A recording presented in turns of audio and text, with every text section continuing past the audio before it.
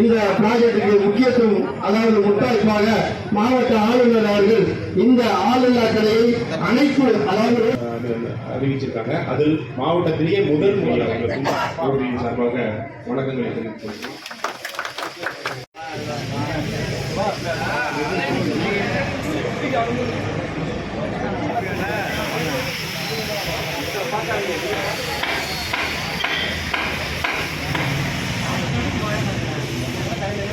அனைவருக்கும் வணக்கம்.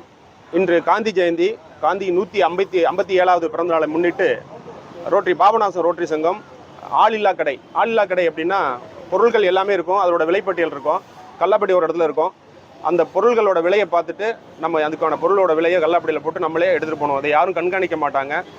மனிதனோட நேர்மையை எடுத்துரைக்கும் விதமாக முன்னெடுத்துக்கும் விதமாக இந்த திட்டத்தை பாபநாசம் ரோட்டரி சங்கம் இது 26வது ஆண்டுகளாக செஞ்சுக்கிட்டு வர்றாங்க.